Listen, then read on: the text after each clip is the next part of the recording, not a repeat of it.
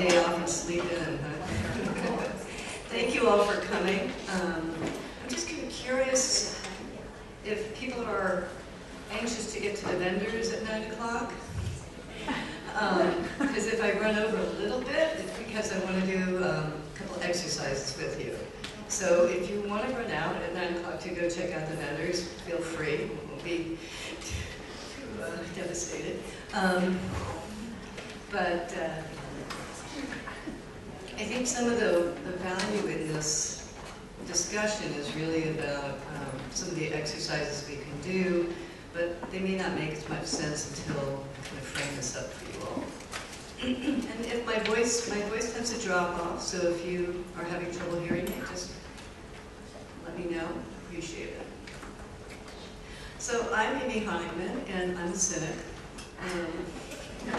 You know, I did my undergrad at Berkeley. It's never really left me. So coming back and talking about self-compassion is, it took me a while to get my own head around this subject. So I don't just, you know, airy-fairy take this lightly. So you get an idea of where I'm coming from in all of this. Actually, the reason why, I'll give you a little bit of background before I launch into this. The reason why I came to find self-compassion as being really important is I began to study a lot about the integration of meditation and psychotherapy. I'm not a Buddhist, I don't teach Buddhism, but I do believe that there's a lot of overlap in what it can offer. And in the process of learning about self-compassion and meditation, I studied with Chris Germer and Jon Kabat-Zinn. And John once said something to the effect, and since it's a bit of a quote, I have to read it. You don't need to try and improve or change or endlessly develop yourself, because you are perfect already. Your inner essence is whole, pure, perfect, and complete. The key is acceptance rather than constantly trying to change. And instead of constantly chasing after with addictions of too much food, drugs, alcohol, or relationships, you begin to accept yourself and your angst diminishes. And I see too many of our students having this kind of angst, coming with a lot of self-criticism, a lot of doubt, beating themselves up, and I just felt that this was such an appropriate topic to integrate in my work at Berkeley. So some of the people that come in will come in with issues. Okay. Accept.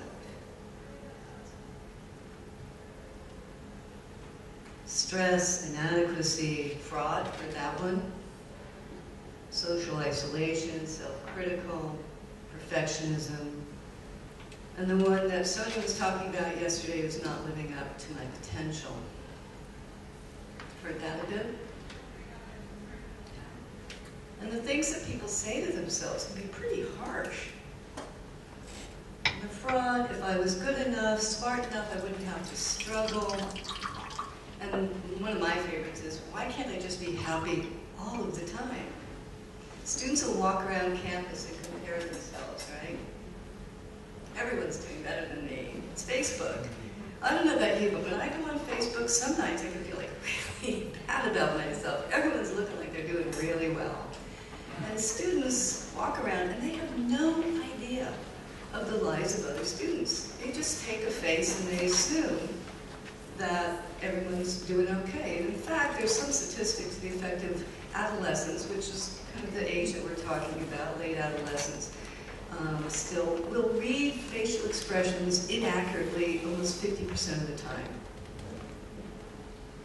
Right? So if they're walking around thinking that everyone else is smiling and they're feeling bad, their tendency is that they're going to look at somebody else and say, oh, they're so much happier than I am. They're doing so much better than I am. But they don't really know. But when this starts to happen, we, as well as they, will start to look for validation in different places, either by their work or by their friends. But if they're not getting that, again, that will create more of a sense of exclusion. They feel misunderstood by others. They lose sight of how coming to college is about failing and learning and growing. And if they don't feel that they match up to their peers, then they feel that there's something different about them. And has anyone ever heard of personal fable? I think it's a really interesting idea about how believing that one is totally unique and different than other people. And I see that a lot, that a lot of, especially early freshmen coming in and feeling that they're different, really feel that their story is so different than anybody else's. So that they become over-identified with that. And that leads to more and more isolation and a sense of exclusion. But the other thing that happens is also a sense of shame. Anybody here ever feel ashamed? Shame is a really, really important psychobiological function. Nobody likes the feeling. You want to drop through the floor, you don't want to exist, you feel really bad. How many of us actually say, oh yeah, I'm going to tell you all about the most shameful thing I did? Right? We tend to be silent about it and then hold it within ourselves. Very rarely do we talk about it. But the reason for shame makes a lot of sense because we are pack animals. Right? We want to belong. We can't exist very well without each other. And if we do something really dumb or really shameful, we're afraid we're going to get excommunicated. And being alone decreases our chance of survival. So there's a really important function for shame, although it's not comfortable. The other thing that I see a lot of, and I'm sure you all do too, is competition. In the sense of, here I am at Berkeley or, any UC, right? And they all come in like, I'm really tough. I'm gonna make this happen. And of course, because most of them came in being the upper tier of their high schools or their undergrad programs, they want to maintain this, and they feel that when they come in, they should be better than other people. Well, 85% of the student population cannot be above average, right? But there's a sense of competition, and there's a lot of students. I hear all the time, I got to get that A.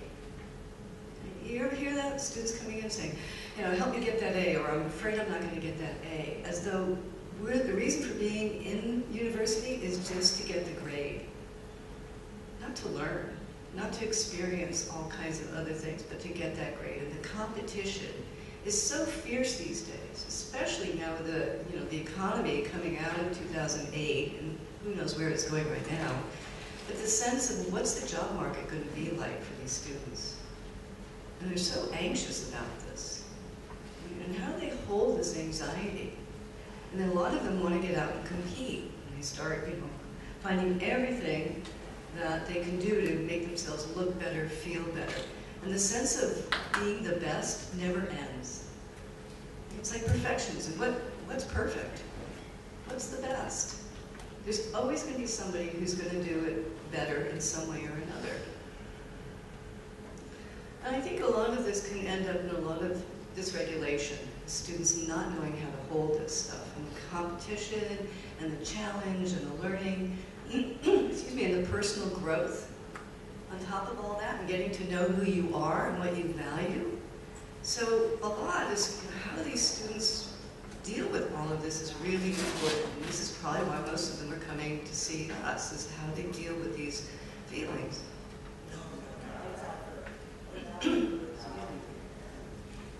So, these are some possibilities of how you work with self-criticism, CBT.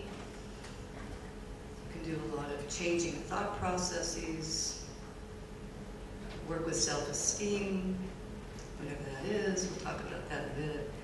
Failure, helping them have a relative perspective, explore family background, cultural issues, competition. But one of the reasons why I found that self-compassion was really important to think about was the process of change is not easy. Just tell someone, give up your thought. Just change that thought. Oh, why don't they just change it so easily? Any ideas? Like, do you ever have a student just say, oh, that's it, I just think differently? It's like takes a while. What do you think is going on in that process of it taking a while? Just curious what people think. Yeah. But I think one explanation is we're creatures of habit, and we continue to do the same thing over and over again. Yeah. We like that habit. We know that habit. Any other thoughts? In some degree, for most people, it's work for them. I'm sorry? It's work for them. It's work for them? You know, but it's not working anymore. Right. So that's, you know, usually when that happens, we do more of what we did before. It may not work, but it's, Yeah, it's Yeah. no one, it's no entities, it's hard to shift here. yeah. New paradigms are hard. New paradigms.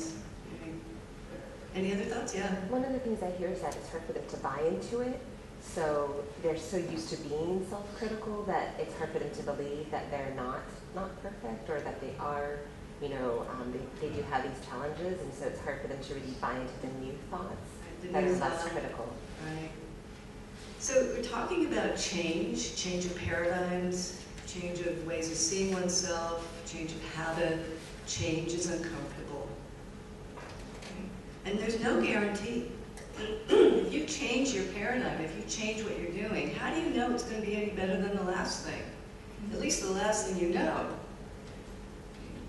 And so if in the process of changing, we're just asking them to take out from underneath themselves their habit or their comfort, it's a little scary.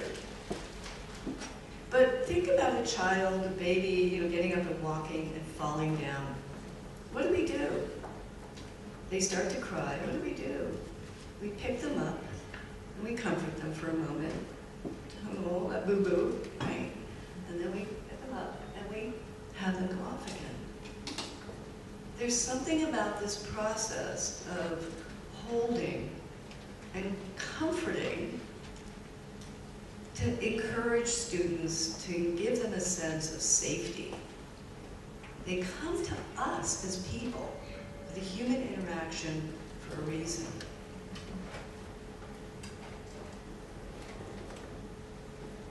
So why compassion? Because we're humans, because we're social animals, because we like this interaction. Remember they tried to come up with a program, a counseling program one time. It was a computer program, and it would repeat back, "You're feeling bad today." And they thought this would be mass market, this program, you know, and that they could plug in an adjective of feeling, and you know the program would have empathy back. It didn't go anywhere. It's because it's the people element, this interaction. And our mirror neurons and our sense of compassion and kindness make the difference. They don't come to us to get yelled at, to hear more criticism. They come to us because they need somebody to kind of hold it for a moment and create a sense of safety so that they can go off and try something else, or at least some sense of validation. Another quote from Jon Kabat-Zinn: "Perhaps we need little reminders from time to time that we're already dignified, deserving, worthy. Sometimes we don't feel that way because of the wounds and the scars we carry from the past, or because of the uncertainty of the future. It's doubtful that we came to feeling undeserving on our own. We were helped to feel unworthy. We were taught it in 1,000 ways when we were little, and we learned our lessons well." So it's helping unlearn some of this by being with students in a different kind of a way. So I studied, people coming in, I studied with Chris Germer and Kristen Neff and Jon Kabat-Zinn, and as I started to say in my beginning, is I'm a cynic. I don't take to this stuff easily, because I think, oh, you know, it's supposed to be tough, right? But I've seen the light. So what is self-compassion? Being open to and moved by one's own suffering, experiencing feelings of caring and kindness towards oneself, taking an attitude, understanding non-judgmental attitude towards one's inadequacies and failures, and recognizing that one's experience is part of the common human experience. And it's true. We all suffer. You know anybody anybody who doesn't suffer? You know, even when Sonia's talking about happiness, even the idea of if I'm not that happy, the sense of this discrepancy between not being happy all the time creates this dissonance in us. And then we begin to wonder, what's wrong? Why am I not happy?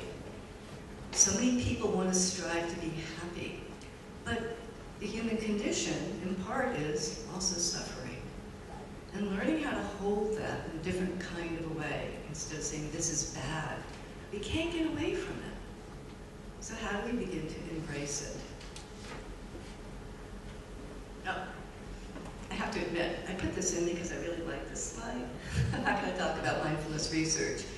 But I think what it does is kind of addresses a bit about how the mind chatters all the time. All the time. You can't turn it off because your brain is constantly working. But you would be amazed at what it's saying to itself all the time. Anybody go to meditation this morning? Yeah. So, and your mind just turn off? Just like that. I'm floating on those clouds. I don't have to worry about taxes or anything.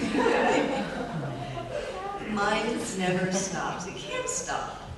It's wired to be vigilant. It's wired to scan and always consider. And what it looks for is problems. And what we look for are problems about ourselves all the time. And usually we're not that kind about those problems because we want to fix it. We constantly want to make it right. And the power of mindfulness is just being able to notice, living in the moment, moment to moment, and being able to capture the thought. Viktor Frankl said it really well. Between stimulus and response, there is a space. And within that space is our power to choose.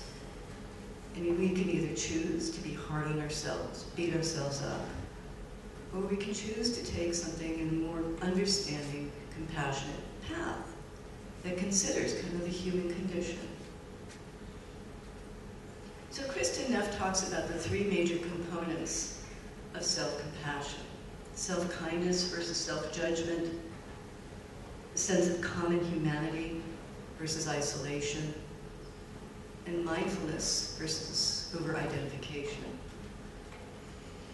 And when we talk about over-identification, it's just a feeling of, it's kind of, I'm really stuck with my paradigm. This is who I am. This is my story. And you'll hear students come in and they'll tell you the whole story. And sometimes repeatedly, the same story. This is who I am in my story. Right? And that story can tend to isolate us or give us this feeling of this is all I am, this is all I can be. Right? Instead of there's so much more to this person. And what Kristen does in integrating this, sorry, I have to see my notes. She and Chris Germer have begun to do a program called Mindful Self-Compassion, which I've trained and teach at Berkeley. And I have to say, I've been a psychologist for over 30 years. This is one of the sweetest offerings I've ever done. In a relatively short period of time, I hear the worst bullies come in and begin to say, well, maybe, just maybe. And what happens in the process is that they begin to take an attitude of kindness, that there's a shared sense of our humanness in this. And it can also begin to develop a perspective about one's own difficulties. And that it isn't just, I am always bad or a failure. Things happen, as it happens to all of us, especially in college. We're learning, right? You're supposed to make mistakes. If you don't make mistakes, how do you grow and learn? But instead of having this sense of shame about it, how can you hold this in a better way? The other thing is, this is not about self-pity, this is not about indulgence. I'm going to talk a little bit more about that later, but that's one of the biggest resistance. This is like where the cynics all come out. Anybody here also a little cynical about this? But the reasons in a therapeutic way of holding this or taking a position of compassion is that we need to help them learn how to tolerate their own sense of inadequacies. And if just sitting with them in a more kind, open, understanding way, they already get that feeling. They get that from us, right? Like that baby who falls down, the little kid who falls down, you pick them up, you comfort them, they know. If you say, oh, what's the matter with you? They know what that means too. And that if we can accept our shortcomings, not by saying, oh, I'm good with that, I'll live with that, but say, I'm human. I make mistakes. I'm here to kind of figure things out as I go. That point of acceptance opens up all kinds of other things. You ever get to something when you're really, really fighting for something, you really want something really badly, like you want to buy something, you really have to have that thing, and then you let it go.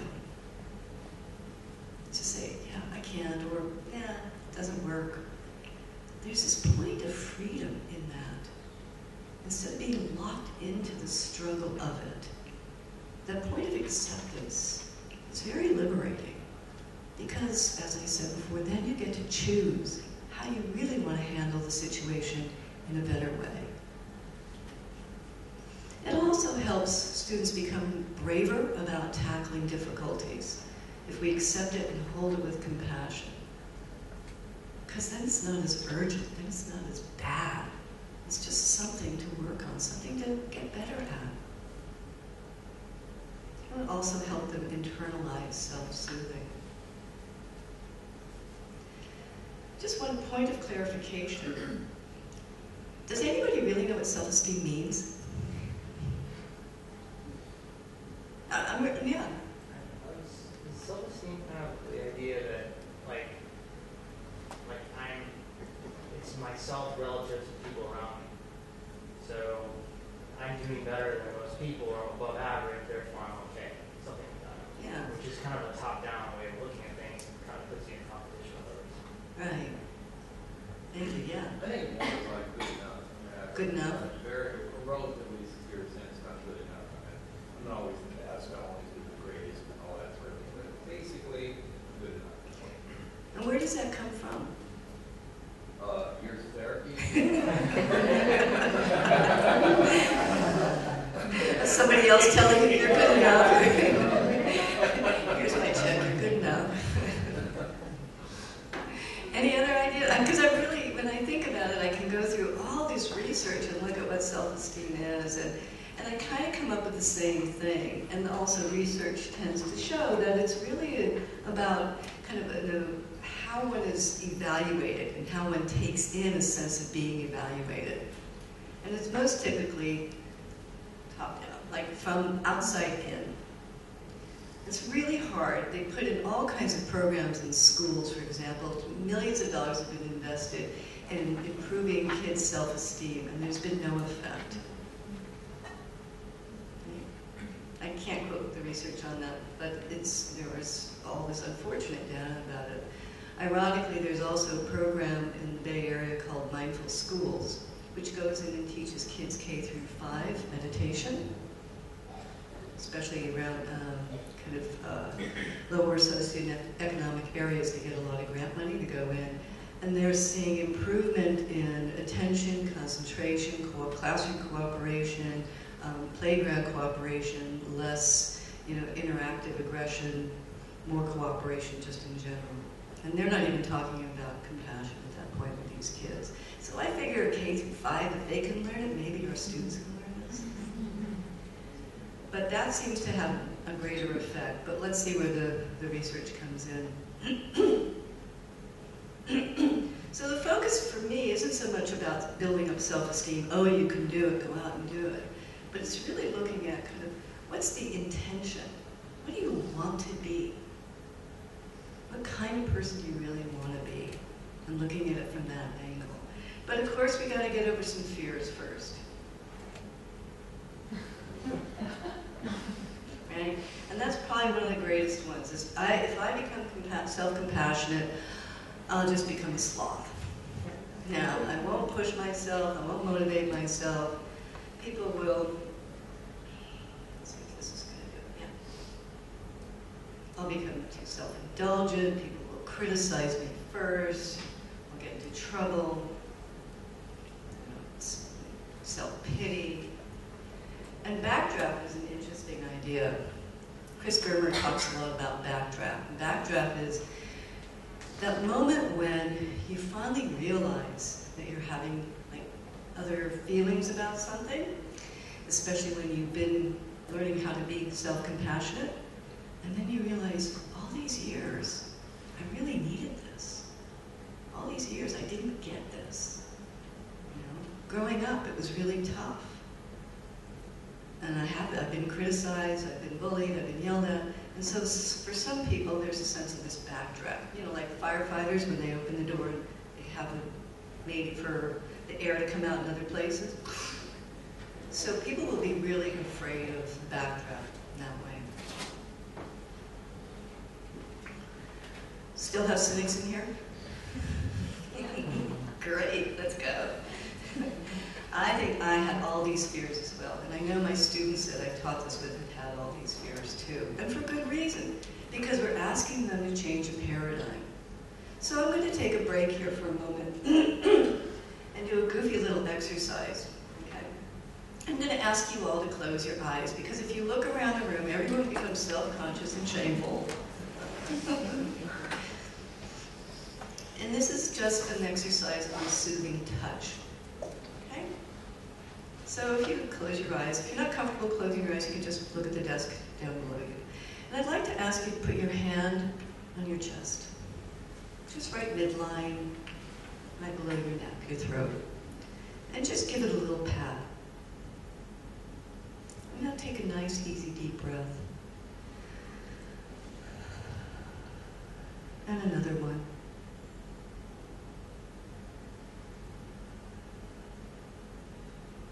And one more.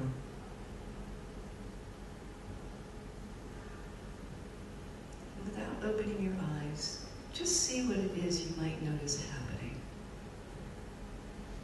Just be very mindful for a moment of your own experience. And now we're going to explore some other, keeping your eyes closed, explore some other sense of touch. So you could take your hand and put it on your cheek. And just gently for a moment, just stroke your cheek. And if you want to take both hands and cradle your face, see what that feels like.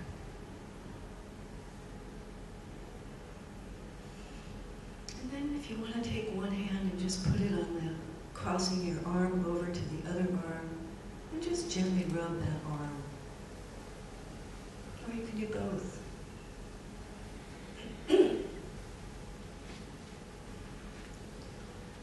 And then you can return one hand to your chest again, and then put one hand on your belly. And take another breath.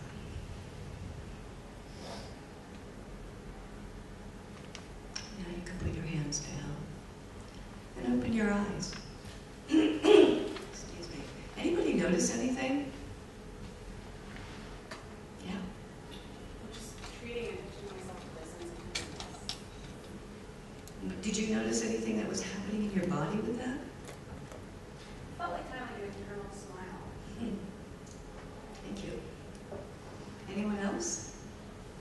Yeah. Felt calm, more relaxed. Yeah. It's calming. Yeah. Felt very human. Human. Yeah. There's a reason for this. Sorry. Especially for this. And I actually asked 6,000 incoming students to Google this up and look it up and email me. I wonder if I'm going to hear back from them all. But there is a real reason for this, because it helps with the vagal nerve. The vagal nerve helps calm us down, and it accesses a lot of different points in our body. And we do feel a sense of calm, a sense of relaxed.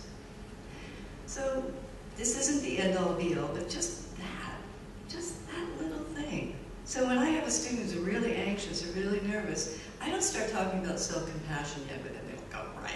But just have them do that for a moment. 3 deep breaths. Calm them down. Thank you. The next thing I want to talk about is mistakes. That A student doesn't like making mistakes. They forget. They forget that they're really here to be a learner. And going to university and going to college is not about the A. It's about expanding our thinking, expanding our knowledge, expanding who we are, our identity, trying things out, failing, making mistakes, whatever that means, and getting out of those paradigms that we're used to and expanding all of that and learning how to be with that in a kinder way, again, was really important. But also asking them to come at it with a sense of discovery and curiosity instead of failure. But another question that comes up frequently is, well, what about the motivation issue? Right? How do I not, bully myself? How do I not goad myself? I gotta do this, I gotta do this. I mean, how many of you really wanted to get up this early?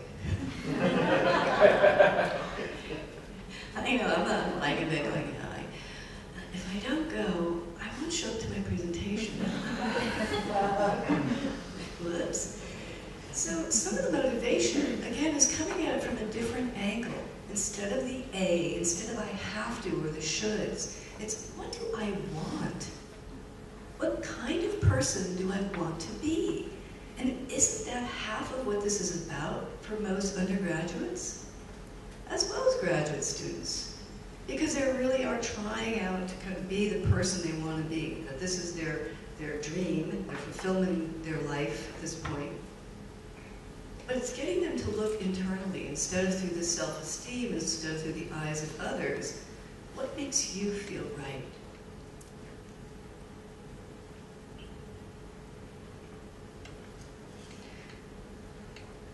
Just want to check for a second. And the intention is to say, if I have a value, like I want to be here on time, then how do I live up to that value? And am I doing the things that are consistent with my value? And if I'm not, is it okay for me to reassess my value? Do I have to be an attorney? Do I have to be a physician? If I can't stand biology, or I'm not getting a good grade in it, is there something I need to accept about this? Am I trying to fulfill my parents' shoulds? What do I want to be? And this is a really, really tough question for a lot of our students. And getting them to kind of back off a little bit in a kinder way and say, well, what would make you feel right? What's exciting for you? What's the kind of person you want to be?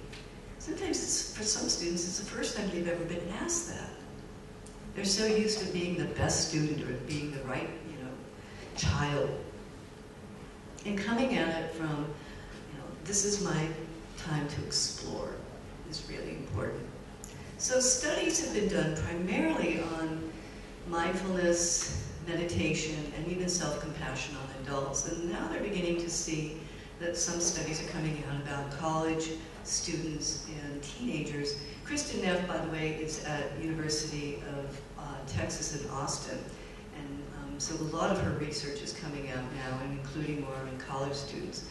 But a couple friends of mine started to do work on teens and looking at how the effects of mindful self-compassion can be with teens.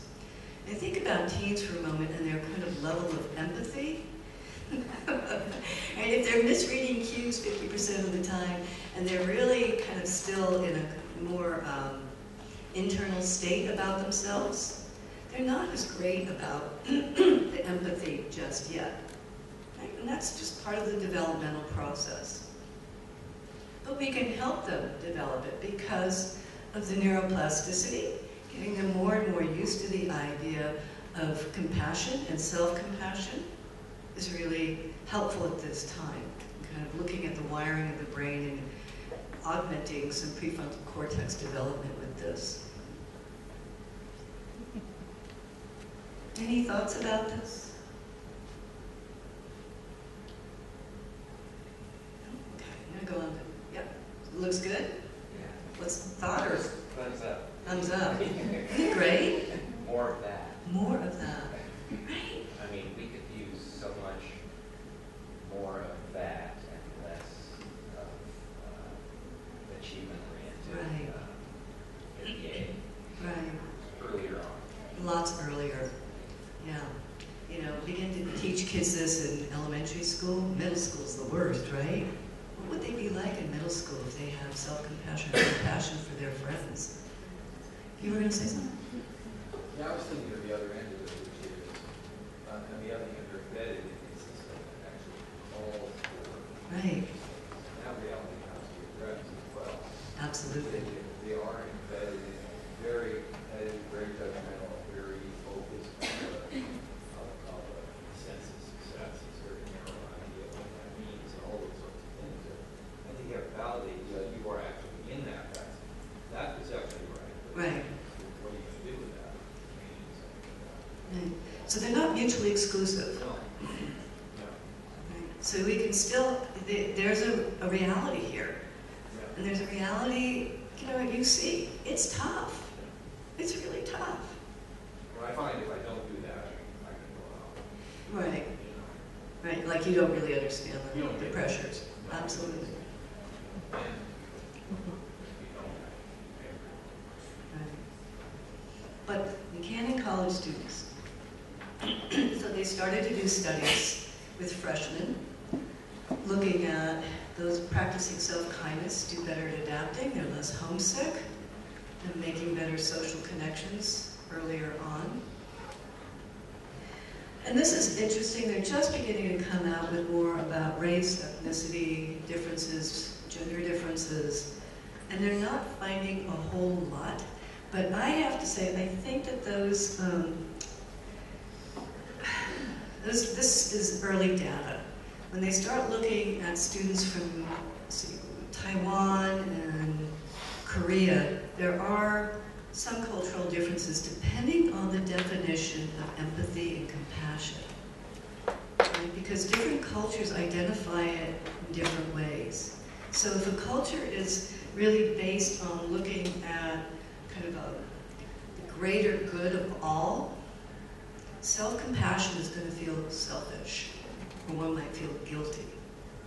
But if it's reframed in understanding that when one feels better for themselves, they can be more helpful for other people, then that can be worked with in a different way, depending on the culture and background.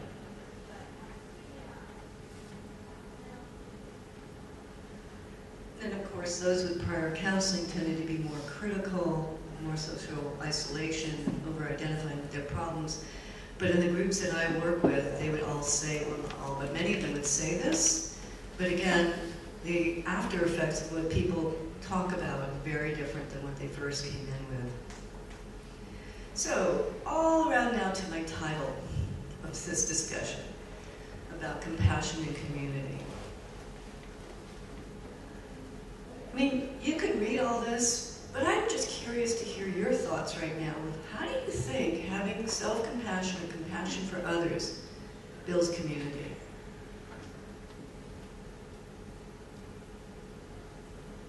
Yeah. It's empathy and it's a greater sense of a more collective existence versus just more individualistic.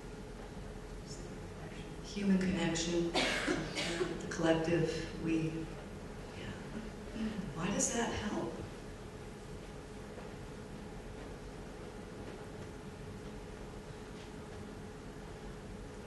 We have a bunch of people here who are really good at expressing their opinions. Let's hear it. Yeah. Okay, any human contact is therapeutic. It's therapeutic. You know, it's something about making sense connection, being with somebody else, if you really have that moment, you know, like they call it catalyst, so it's pain.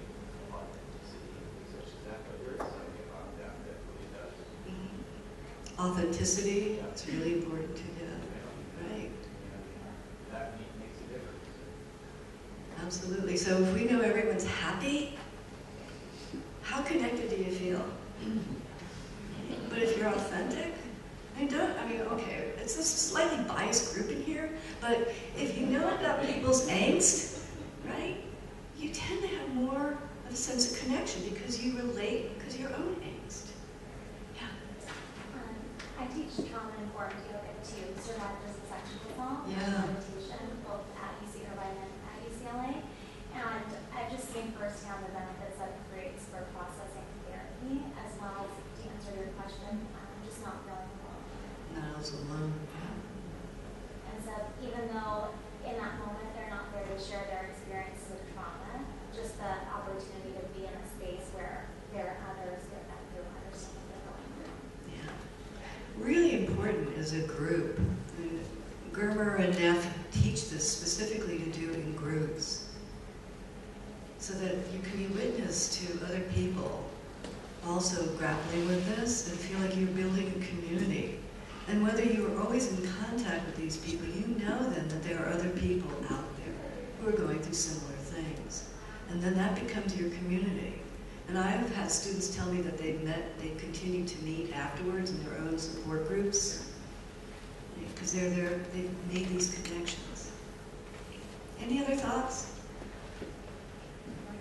I think one of the things I was thinking as you said it is the parallel group experience. Yeah. In terms of, because that is building a sense of community, that concept is part of what you're trying to do. Right. Safety and sharing and normalization of some of those things. Yeah. It's really powerful. And it's interesting too because the group process in teaching mindful self-compassion is not a process group. It's really more like, it's an experience, I'll talk about in a minute, but it's not like we're getting into, well, so what was that like for you? And it goes back years. This is like very much of a MBSR model that's in the moment. And still, there's that connection. The other thing is about resilience. And that studies have been done on mindful self-compassion and burnout in medical school students. So UCSF folks, this might be helpful. But looking at kind of what people go through and saying, of course it's difficult. And acknowledging the difficulty. Instead of focusing on what's wrong with me, the acknowledgement and the acceptance that, yeah, mistakes are hard. They kind of wipe out our pride a little bit. Okay, so then how do we get back up? How do we pull ourselves back up? Because when I talk to students about their own sense of resilience, they got there for a reason. They got into UC because generally they were hard workers, they were determined, they had to bounce back. And just because they have a professor that challenges them to think in something differently doesn't mean they've lost it. How do they get it back and really use it? And coming at it again from a sense of acknowledging that, yeah, this is difficult and you can do it. So it's like the difference between having a supportive coach or a coach that berates you. Ever have a coach that berated you? What's wrong with you? It's like chalk on the fingernails on a chalkboard.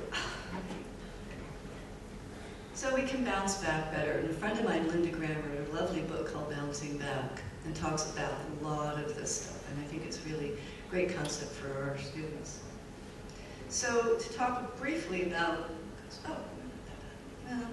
mindful self-compassion, which is Chris Germer and Kristen Neff's program. It's a great program. It's difficult to do exactly as they teach it because the way it works is like an MBSR model, which means that the sessions meet for about 2.5 hours, and I can't get a student to do that.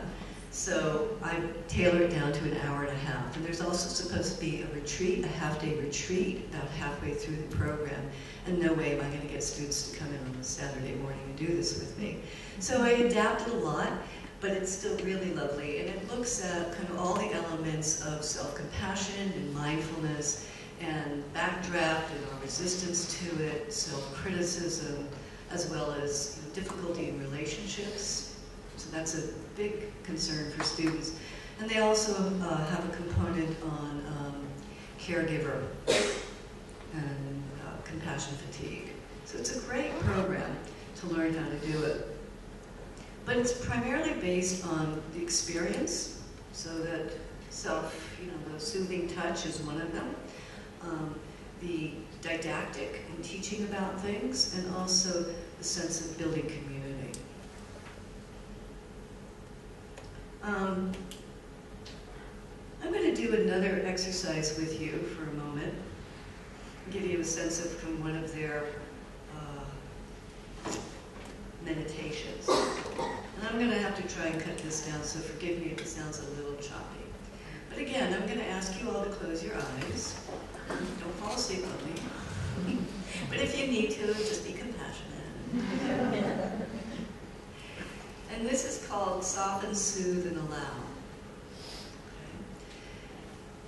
And just if you would, take a nice, easy, deep breath and let it out. And if you'd like to put your hand on your heart and your chest again, you can. If it feels too corny, it's okay. I understand. I'm a cynic. And if you would now, let yourself remember something, an event or something that you did that you felt a bit embarrassed by. Don't make it a big one. We only have a few minutes. We're not going to work through the whole thing. Just something that you felt a little embarrassed by. Perhaps something you said to somebody who overreacted, made you feel a little uncomfortable about your behavior. And really, if you would, for a moment, just let yourself have that experience. Notice what's happening in your body. Notice what you're saying to yourself. If you find yourself saying unkind things, like, what's wrong with me? Boy, did I really blow it? Whatever you might say, just notice it.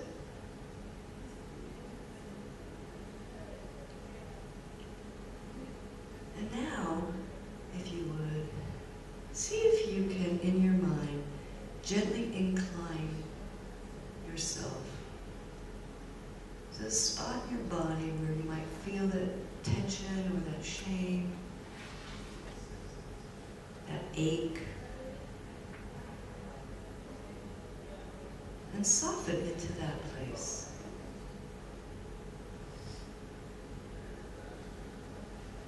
Perhaps taking another deep breath and letting your muscles just be soft. Softening and softening. We're not trying to make it go away. Just being with it in a softer way.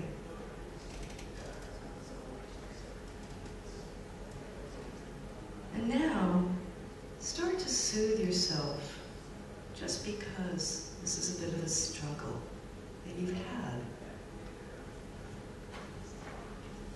You might say to yourself, oh, this is distressing. Oh, I'd like to do this differently. Maybe I could be kinder to myself about this. And directing some kindness to this feeling. See if you can consider soothing yourself like you would a child that's been distressed.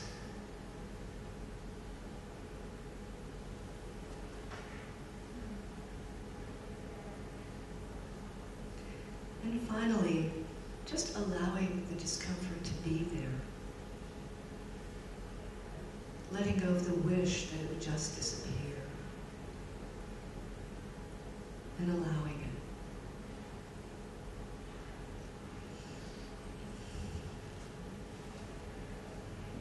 Softening,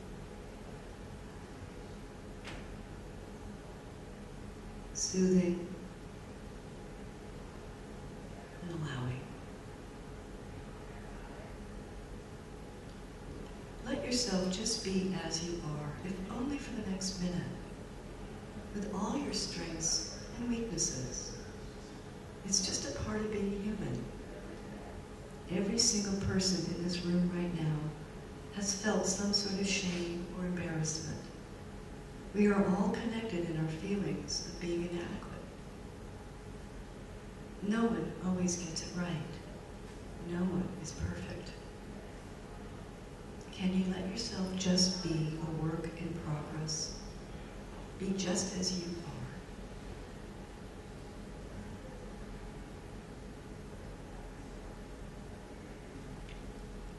And when you're ready, you can slowly open your eyes.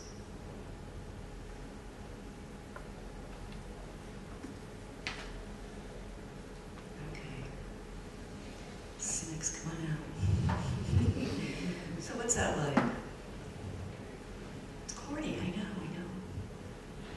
Anybody notice anything in their bodies as this was happening?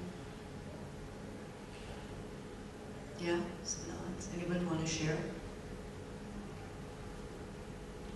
My breathing got more rapid as I was recalling the memory of what was embarrassing me. I noticed that shift had occurred.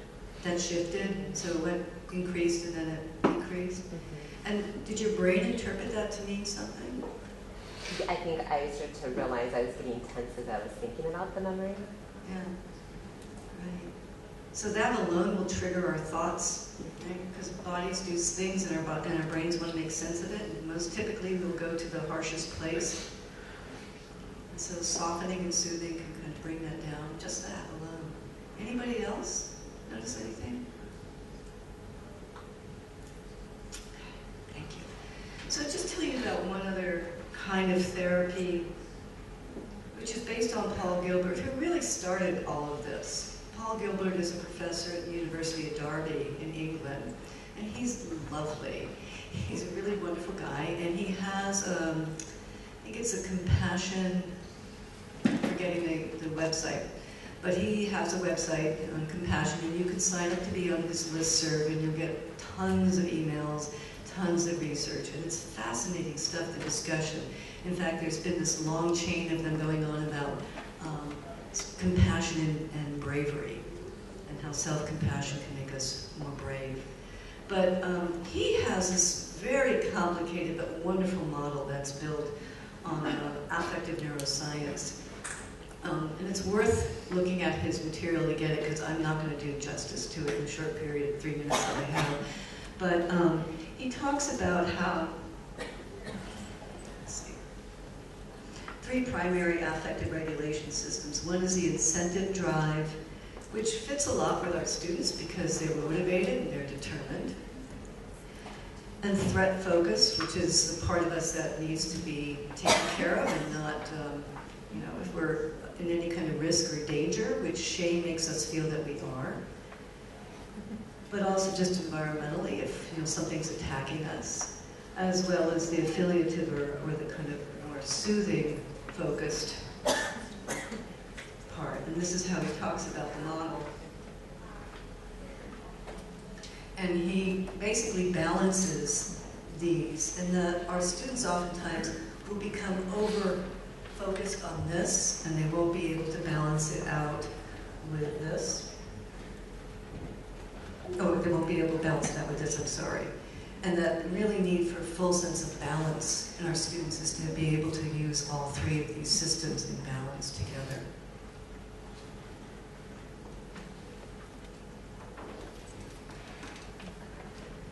So, self-respect, yeah. Paul Gilbert, yeah, he's written a book, The Compassionate Mind, and he teaches compassion-focused therapy. And the compassion-focused therapy is not a therapy in and of itself, it's actually a CBT model, but it really has a lot of compassion behind it. I'm being told to wrap it up, so just look, you're going to have to skip the self-respect, but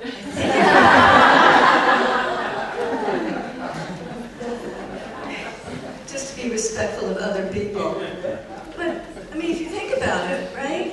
How does this, of course, if you can come from something from a position of kindness, a position of, initiative, your own values, you're living up to things that feel more like you, and you have a sense that other people are in the same boat as you, you're going to feel more of a sense of self-respect because you feel like you're doing kind of more the right thing. It's just a better sense of being grounded than self-esteem or being told, you know, oh, you're so good, you got an A. It's a very, very different approach. I have other practices that I can't do, but I just had to include this last little quote in here. So it is hard. In fact, my group is called From Self-Criticism to Kindness, because if I start out saying self-compassion, nobody will sign up. But it's also a lovely process that unfolds. So I hope for you all that if you have any desire to kind of look at your own sense of self-compassion, wonderful. If you want to pass that on to students, even better. Thank you all for coming.